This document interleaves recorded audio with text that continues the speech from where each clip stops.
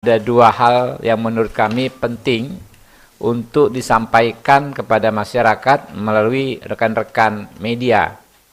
Yang pertama adalah soal masukan dari masyarakat kepada kami mengenai dugaan adanya kegiatan atau gerakan atau aktivitas yang kemungkinan tujuannya adalah menggagalkan pemilu 2024. Yang kedua, kami akan menyampaikan outlook atau garis besar potensi kecurangan pemilu yang terstruktur, sistematif dan masif. Ya, yang pertama dulu ya, teman-teman ya. Dalam beberapa hari ini kami mendapat masukan dari masyarakat yang mendeteksi adanya rencana atau potensi untuk menggagalkan pemilu 2024. Rencana penggagalan itu dilakukan setidaknya dengan beberapa langkah berikut. Yang pertama adalah penyebaran koran gelap Achtung yang sangat masif di berbagai kota besar yang isinya adalah fitnah. Nah, ini korannya. Ini udah 2-3 hari beredar, teman-teman.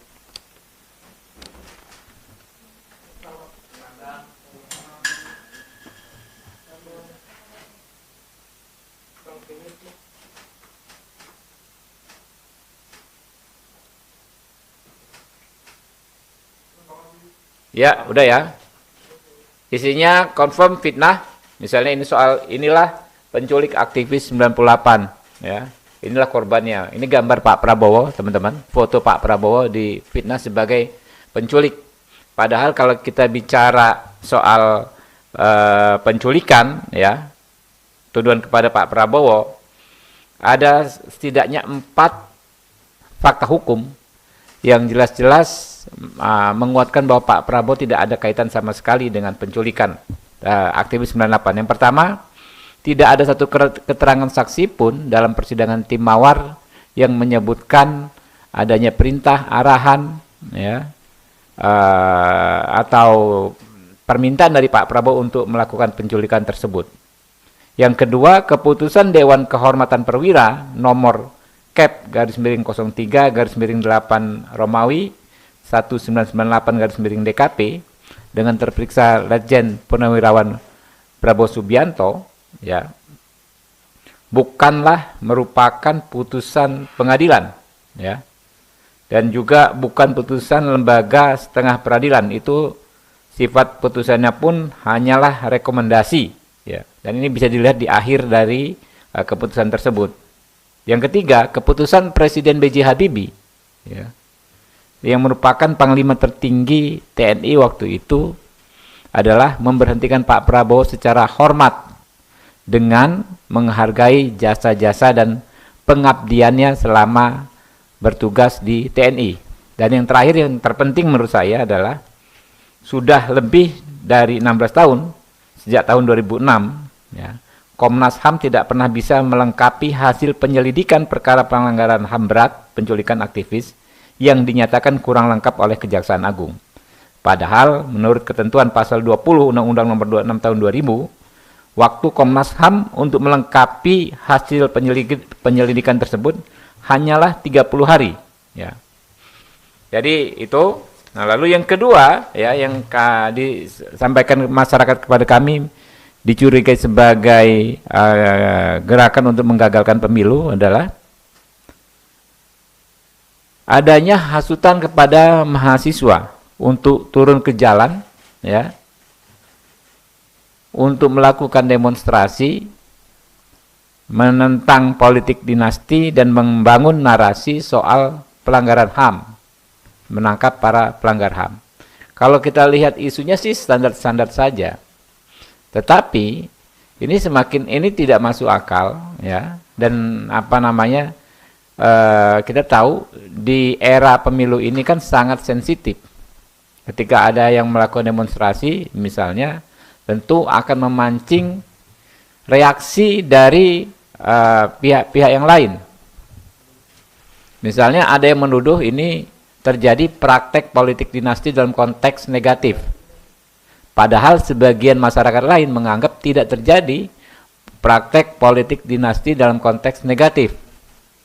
Tentu kami khawatirkan bisa terjadi benturan yang pada akhirnya menyebabkan situasi menjelang pemilu tidak kondusif dan akhirnya bisa saja ya terjadi chaos dan kegagalan. Ya. Juga terkait misalnya seruan untuk menangkap pelaku pelanggaran HAM. Memang itu normatif dan Pak Prabowo bukan pelanggaran HAM. Tetapi narasinya ya bisa dibelokkan dan kemungkinan besar dibelokkan untuk memfitnah salah satu atau pihak-pihak yang berkontestasi. Dan ini tentu akan menimbulkan reaksi dari masyarakat yang berpendapat sebaliknya bahwa tidak ada kontestan dalam pemilu ini yang melanggar HAM. Nah, lalu yang ketiga, ya, adanya narasi yang seolah-olah mencoba membenturkan antara prajurit TNI, anggota Polri, dengan masyarakat sipil. Kita tahu misalnya kasus, ada beberapa kasus ya terjadi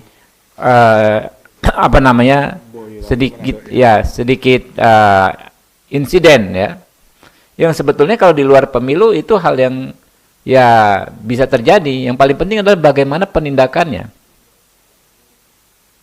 Ya, konflik masyarakat ya, kejadian masyarakat dengan anggota aparat penegak hukum itu bukan hal yang tidak pernah terjadi.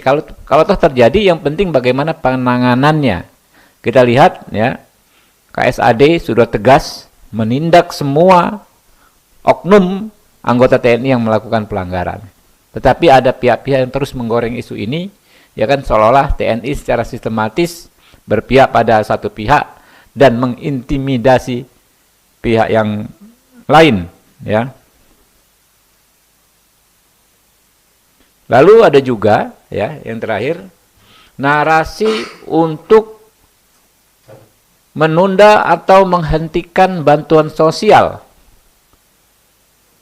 Nah, ini saya mendapatkan reaksi yang keras sekali di masyarakat, di dapil saya terutama, dan dapil kawan-kawan yang hari ini kami semua para calon anggota legislatif dari paslon 2 ya turun ke masyarakat. Kami mendapat reaksi keras bahwa itu Pak, kok ada usulan bansos ya, bantuan sosial ditunda atau dibatalkan. Apa kaitannya dengan pemilu? Ada atau tidak ada pemilu ya, yang namanya bantuan sosial itu kan memang sudah diprogramkan dan itu haknya masyarakat. Nah, kalau memang sampai tertunda apalagi dibatalkan, saya pikir reaksinya akan sangat keras dari masyarakat dan pertaruhannya tentu keberlangsungan pemilu yang kita inginkan secara damai bisa tidak terwujud. Nah, ini teman-teman, saya garis bawahi, ini dugaan yang tapi tetap perlu kita antisipasi bersama-sama ya.